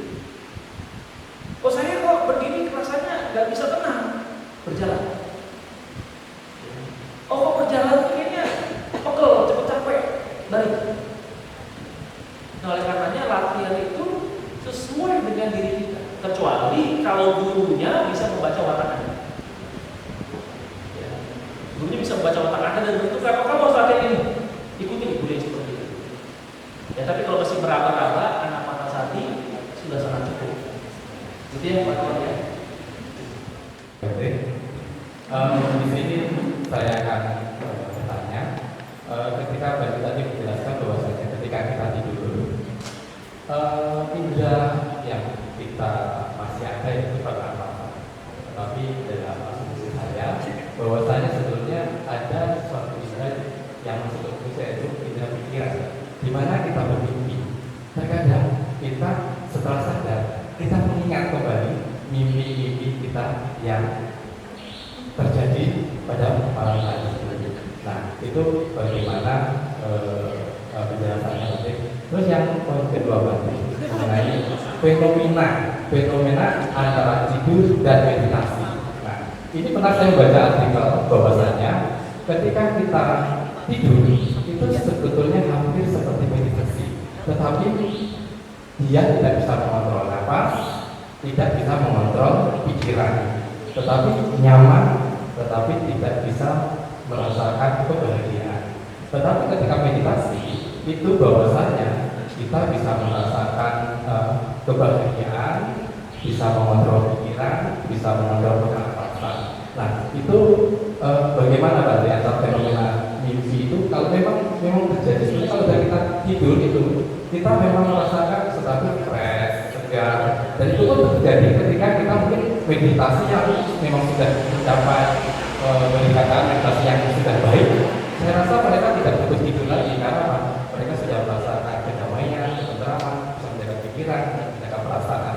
Nah, disitulah bisa membaca artikel itu bagaimana menurut pandangan Bante tentang fenomena tidur sama fenomena meditasi. Terus yang ketiga Bante makasih. Karena apa? Saya tadi belum terlalu jelas bahwasanya Bante tadi kan menjelaskan bahwa iswara dalam ajaran kita iswara itu apa sang yang adi buddha atau siapa Bante atau makhluk adi kuasa. Tetapi tadi belum dijelaskan, lebih jelas lagi iswara dalam ajaran kita itu seperti apa. Terima kasih atas pertanyaan ini. Ini konotasinya adalah makhluk adi kodrati, adi kuasa. Yang kita mau sebutkan sekarang siapa dia? Sebab itu adalah pandangan dari paham-paham lain. Ya, ada yang menyebutnya dengan Brahma, ada yang menyebutnya ya itulah ya. Tetapi itu tidak ada konsep dalam agama Buddha. Tidak ada konsep dalam agama Buddha makhluk adi kuasa. Kalau tadi dipadankan dengan Sang Yang Adi Buddha, itu adalah sifat ketuhanan. Dalam bahasa Pali disebut dengan Brahma Wihara, Brahma, kediaman Brahma. Apa isinya? Metta, Karuna, Mudita, dan Upekka. Maka kita sebagai umat Buddha bukan menyebut Tuhan itu sebagai personal. Maka lebih tepat Tuhan itu diartikan sebagai ketuhanan. Maka istilah pertama di Indonesia ketuhanan yang maha esa. Ketuhanan berarti berkaitan dengan sifat, ya. Bukan kepada sosok, bukan kepada pribadi, bukan kepada individu, tapi sifat ketuhanan. Dan sifat ketuhanan yang ada dalam Agama Buddha yaitu empat tadi: metta, karuna, mudita, dan upekkha. Itu jawaban nomor 3. Lalu kemudian apa itu meditasi konvensional? Meditasi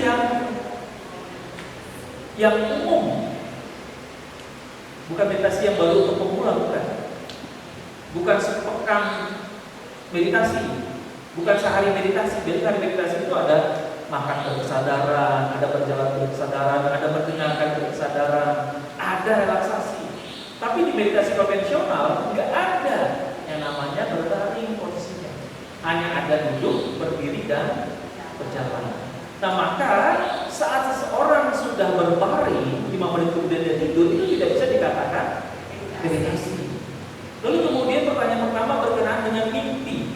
Ya karena tadi saya bilang indera kita yang masih berfungsi adalah hidung, nafas. Ya hidung kita ini saatnya mulai sunyi senyap, tidak bergerak, maka secara otomatis hidung ini akan bergerak dengan sendirinya, bertugas dengan sendirinya. Nafas masuk dan nafas keluar. Oh berarti kan indera kita itu ada 6. Pikiran. Nah pikiran kita di mana saat kita tertidur? Ya.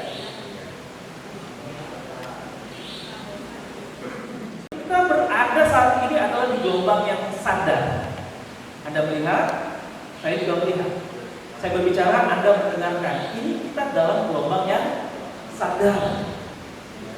Nah ini kalau nggak salah, nanti colong di proses kembali di gelombang apa? Kalau nggak salah. Dan saat kita tertidur ada 4 gelombang lainnya. Jadi saat kita mungkin masih berada di sayup-sayup, ya, ada yang kemudian baru agak pules, ada yang sudah lelap tapi masih belum lelap, ada yang sudah sangat terlelap. Sehingga saat terlelap ini memunculkan alam bawah sadar kita muncul.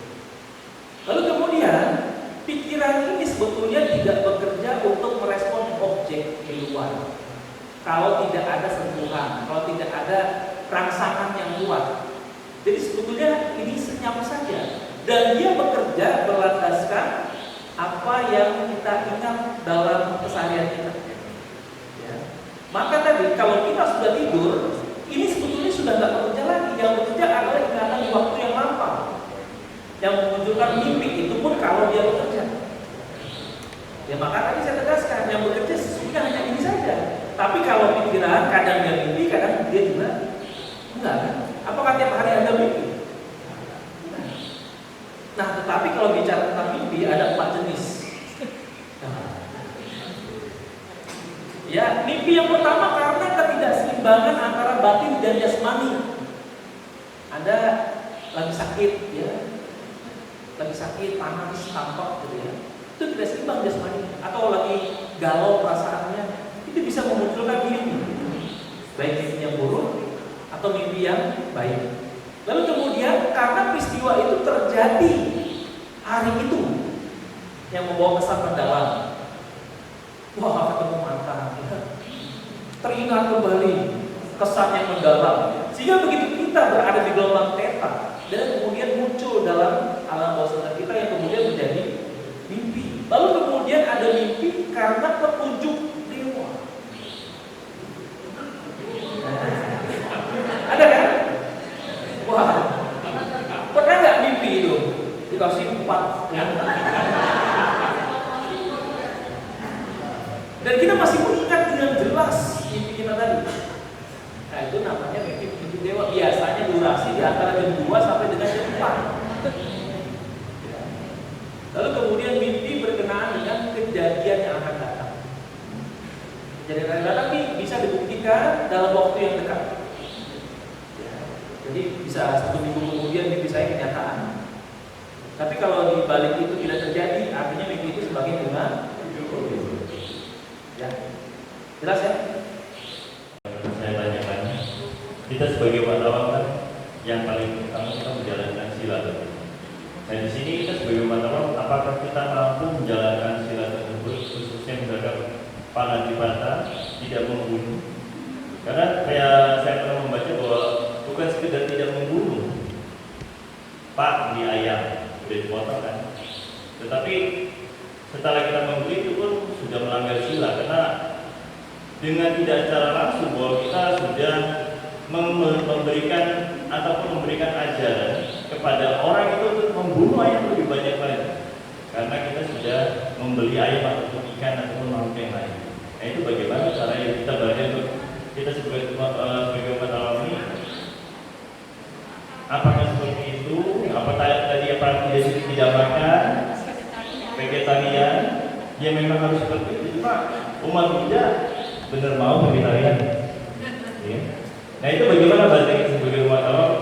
Ini sila ini bagaimana? Terima kasih. Melanggar aturan moral, sangat-sangat penting. Maka supaya lebih mudah menjadi seorang hamba itu lebih baik. Tapi kan itu juga tidak mungkin dilakukan oleh semua manusia. Nah oleh karena itu kepada sekalian nggak usah takut, nggak usah khawatir berkenaan dengan pelanggaran yang akan kita lakukan. Kalau kita di tempat lain juga pasti akan sama. Pasti mungkin juga kita tidak usah pesan yang jadi kan, pesan yang dipotongkan, bahkan kita rela untuk potong sendiri kan. Nah sekarang kita sudah sadar kan, seperti yang kemarin saya katakan, bahwa ini adalah sesuatu yang salah, sesuatu yang keliru. Lalu kemudian bagaimana caranya, yaitu mengimbangi kekuatan tadi. Nah, jadi ada satu kapan dari juga. Semoga cepat dapat ayatnya ya. Dalam Majjhima Nikaya kalau nggak salah tadi saya baca, perumpamaan sudah sering kita dengar. Perumpamaan sudah sering kita dengar berkenaan dengan garam dengan air di gelas. Ya. Dan garam itu akan membuat air menjadi asin. Lalu kemudian Buddha mengatakan, kalau garam ini dituangkan di Sungai Gangga, garam yang sama dituangkan di Sungai Gangga, maka air Sungai Gangga bisa diminum dan tidak akan terasa asinnya. Lalu kemudian menjadi pertanyaan, apakah garam itu hilang? Tidak, garam itu tidak hilang. Kadarnya tetap ada garam di dalam kandungan air tersebut. Tapi karena kuantitasnya tidak sebanding dengan jumlah air, maka garam itu akan tidak terasa asinnya. Wah, ini perumpamaan yang sudah kuno, berarti ada perumpamaan yang lebih modern ya?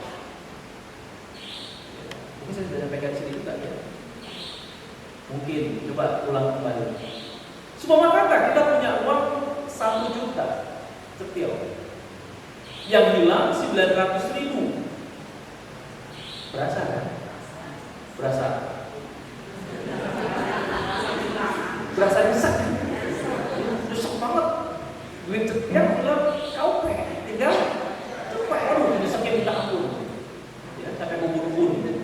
Lalu kemudian sebaliknya kita punya uang CM, hilang kaupe. Berasa? Gak berasa. Padahal nominalnya sama nggak? Nominal kehilangannya sama, karma buruknya sama.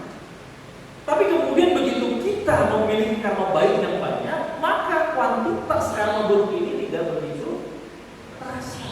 Sama perumpamaannya seperti apa yang disampaikan oleh Buddha. Kalau garam itu dalam 1 gelas, dalamnya 2 sendok, ini akan terasa asin. Tapi kalau airnya satu sungai, aliran Sungai Gangga yang begitu besar, tentu rasa garam itu nggak ada apa-apanya. Sama kalau kita punya uang cetek, hilang kaupe nggak berasa. Tapi kalau punya uang cetek, hilang kaupe nyesek banget ya. Nah itulah yang boleh sekali. Lalu gimana Bante? Ini karma buruk? Ya tetap karma buruk saudara. Bisa dihilangkan? Ya nggak bisa, cuma bisa diimbangin. Itu tadi saya katakan. Kadar garamnya tetap ada. Tapi kita hanya bisa mengimbangi dengan banyak perbuatan baik yang bisa kita lakukan. Apakah perbuatan baik itu hanya sekedar apa? Dana? Itu yang paling biasa. Oh, Bante, saya dari 4 sila hanya 1 yang silakan. Berarti masih ada 4 kan? Yang bisa dipraktekkan, yang bisa dikembangkan. Oh, pokoknya dalam 1 bulan 4 kali saya harus atas sila. Oh, itu lebih hebat. Ya. Maka jangan pernah merasa berkecil hati kalau Anda sudah banyak melakukan keburukan. Bahwasanya segala sesuatu itu tidak bisa apa ya? Kita tidak bisa move on. Kita tidak bisa merelakan bahwasanya kita bisa imbangi perbuatan buruk yang kita lakukan. merasa kita paling berdosa kan? Ya. Lebih baik pindah ke tempat sono yang ada di tembus sono, ya kan? Itu kemudian udah kita terlena di sono, di sana ternyata lebih terjerumus kan? Sekarang sebelum ketahuan gitu ya. Nanti beberapa saat kemudian, memang Buddha mengatakan bagi mereka yang melakukan kejahatan, apabila karma buruk belum berbuat, maka dia akan merasa karma buruk itu gak ada gunanya. Tapi sebaliknya begitu dia mulai berbuat, baru mengingat kembali perbuatan-perbuatan buruk yang telah dilakukan. Coba ini, siapa yang pernah sakit demam berdarah atau mungkin tipes 3 hari? Ya, dua-duanya demam berdarah dia, tipes dia, kayaknya sudah setengah mati. Coba sadar gak? Ingat gak tuh banyak perbuatan buruk yang dilakukan? Masih kecil, nggak sadar. Coba sekarang Anda yang sekarang sakit sih, waduh sudah mulai ya berpikir ya, kayaknya saya nggak lama lagi. Banyak hal buruk yang saya lakukan. Lalu kemudian tadi apakah pertolongan itu benar? Ternyata belum tentu. Kenapa? Itu karena kita belum merasakan akibatnya. Tapi kalau kita sudah menikmati akibatnya itu, sudah merasakan akibat dari perbuatan buruk yang kita lakukan, maka kita akan percaya, akan yakin bahwa saja hukum karma itu bekerja. Ya kan? Nanti ada di antara kita yang mungkin kena cancer, mungkin nggak? Mungkin. Atau nggak usah cancer separuh kan? Di tangannya aja dah, saya keren gitu kan? Ya mulai. Aduh, karma buruk apa ya saya lakukan ya? Sudah mulai merasa, sudah mulai nyadar. Sudah sadar telah melakukan banyak perbuatan buruk. Dan kemudian apakah yang menerima karma buruknya cuma umat Buddha? Ya enggak. Bahkan kalau dihitung persentase mungkin kita paling kecil dibandingkan dengan yang lain. Kenapa? Karena punya rumah sakit dia semua kan? Kebetulan ada rumah sakit kan? Ya. Artinya apa? Ya kalau dihitung persentase ya kita mungkin lebih sedikit yang sakit dibandingkan dengan mereka.